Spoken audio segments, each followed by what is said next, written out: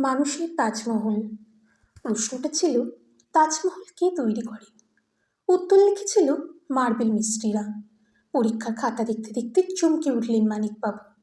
Class 8-এর ইতিহাস পরীক্ষার খাতা? এটা কি উত্তর? প্রথমে একজোট হাসলেন, তারপর রাগ হলো। এত কষ্ট করে ইতিহাস পড়ানোর এই রেজাল্ট? লাল কালির পেনটা দিয়ে লাইনটা কেটে একটা বড় করে শূন্য বসিয়ে দিলেন মানিকবাবু।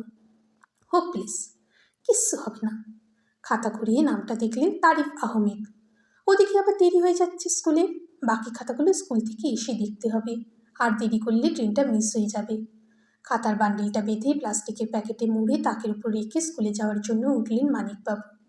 মানিকবাবু উত্তর 24 পরগনার হজপাড়া গ্রামের একটি স্কুলের ইতিহাসের শিক্ষক। ছাত্রদের পড়ানোর ব্যাপারে কোনো ত্রুটির কথা বললে সবচেয়ে বড় শত্রুও মানিকবাবুর দিকে আঙুল তুলতে পারবে না। প্রায় 95% ছাত্রই খুব গরিব পরিবারের। কারোর বাবা ভ্যান টানে, কেউ বা দিনমজুরের কাজ করে, কেউ বা ইট ভাটার শ্রমিক। ছাত্রদের মধ্যে অনেকেই স্কুল থেকে ফিরে কেউ বা স্কুল কামাই করে বিভিন্ন কাজ করে কিছু পয়সা রোজগারের জন্য। তার মধ্যেও মানিকবাবু স্বপ্ন দেখেন তার ছাত্রদের নিয়ে। নিজের পকেট থেকে পয়সা খরচ করে টুকটাক বইপত্র কিনে দেন। নিজের খরচেই আঁকা প্রতিযোগিতার আয়োজন করেন। স্কুল ছুট ছাত্রদের বাড়ি বাড়ি গিয়ে বুঝিয়ে আবার স্কুলে ফিরে আনেন। তিনি তো স্কুলের কেবল ইতিহাস শিক্ষক নন, একই সাথে প্রধান শিক্ষক। টিফিনের পরে 8-এর ক্লাস ছিল মানিকবাবুর। ক্লাসে ঢোকার সময় মনে পড়ে গেল সকালের খাতা দেখার কথা। হ্যাঁ, ছেলেটার নাম হচ্ছে তারিফ আহমেদ। মনে থাকবে না? ছি ছি, কি উত্তর! এতদিন ইতিহাস পড়ানোর ফল তার। ছেলেটিকে চেনেন মানিকবাবু। কালো করে মাথায় ঝাঁকড়া চুল, কান দুটো একটি খাড়া খাড়া। ক্লাসে ঢুকে চক ডাস্টার রেখে চেয়ারে বসিয়ে বললেন, তারিফ কোথায়? এসেছে আজ? বাকি ছাত্ররা সমস্বরে উত্তর দিল, না স্যার। মানিকবাবু মনে মনেই বললেন, এদের দিয়ে কিচ্ছু হবে না, আমারই পণ্ডশ্রম। তারপর 5 দিন কেটে গেল, তারিফ স্কুলে আসছে না। টিচার্স রুমে এসে মানিকবাবু জিজ্ঞাসা করলেন, আপনারা কেউ ক্লাস 8-এর তারিফ আহমেদের ব্যাপারে জানেন? 10 দিন হয়ে গেল আসছে না। অঙ্কের দিলীপবাবু মোবাইল খুটখুট করতে করতে বললেন, দেখুন, স্কুল টুল ছেড়ে হয়তো কোথাও কাজে ঢুকলো। ওই বাস স্ট্যান্ডের ওখানে মফিজ্জলের চায়ের দোকান। ও যেন কি একটা হয় তারিফের, গিয়ে খোঁজ নিয়ে আসুন। ছুটির পর স্কুল থেকে বেরিয়ে শঠান মফিজলের চায়ের দোকানে হাজির হলেন মানিকবাবু। আরে আসেন আসেন মাস্টারমশাই, বসেন। না গো, আমি চা খেতে আসিনি, পরে একদিন আসবো। বলছি, তুমি কি তারিফকে চেনো? আমাদের স্কুলে পড়ে, দিন 10 হলো আসছে না। কি হয়েছে কিছু জানো? আরে আর বলবেন না মাস্টারমশাই, ওর বাপ পাথর খাদানে কাজ করতো, ফিরেছে কি সব রোগ নিয়ে, সিলিকুলিস না কি যেন একটা। আর বেশি দিন হয়তো বাঁচবে না মনে হয়। কথাটা শুনে যেন ধাক্কা লাগলো মানিকবাবু। অতটুকু একটা ছেলে এবার পড়বে কি করে ও? আসার পথে ট্রেন বেশ ফাঁকা ছিল। মানিকবাবুর মন কুচকুচ কুচকুচ করছে। কি এমন রোগ যে বাঁচবে না তারিফের বাবা? স্মার্টফোনটা খুলে মানিকবাবু সার্চ করলেন। সিলিকোলিস সার্চ রেজাল্ট হলো সিলিকোসিস। অসংখ্য আর্টিকেল একের পর এক পড়তে পড়তে লাগলেন মানিকবাবু। বাড়ি ফিরেও পড়ে চললেন।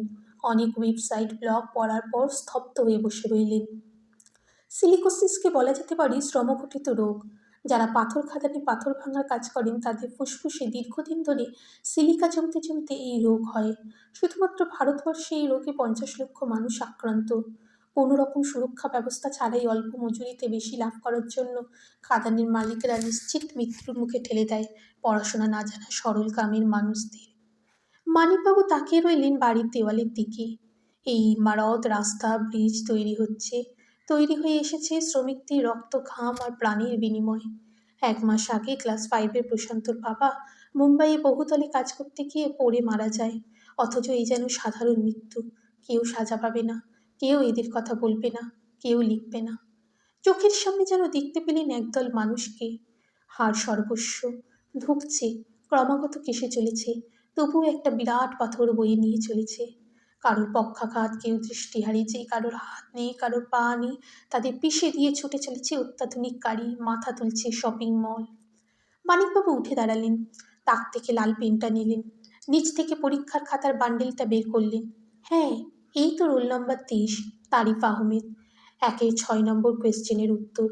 5 দিন আগে তারিফের এই উত্তরটাই প্রচণ্ড রাগ করে কেটে দিয়েছিলেন মানিকবাবু। আসলে তিনি ইতিহাস ভুল শিখেছেন, বরং বলা ভালো ভুল শেখানো হয়েছে। দেশের কোটি কোটি ছাত্রকে যেভাবে ভুল শেখানো হয়, মানিকবাবু নিজের দেওয়া ক্রস চিহ্নটাকে ভালো করে কাটলেন, তারপর বড় করে একটা রাইট দিলেন, পাশে ফুল মার্কস 1। প্রশ্নটা ছিল, তাজমহল কে তৈরি করেন? তারই উত্তর লিখেছিল, মার্বেল মিস্ত্রিরা। কিছু মানুষ হয়তো কিছু তৈরি করে, টাকা লাগিয়ে শ্রমকে ক্রয় করে, তারপর শ্রমিককে ভুলে যায়। কিন্তু কিছু মানুষ তাদের সমস্ত শ্রম দিয়ে একদিন মৃত্যুশয্যায় পড়ে যায়, তবুও তার কোনো প্রশংসা হয় না। এটাই সমাজের নীতি এবং আমাদের নীতি।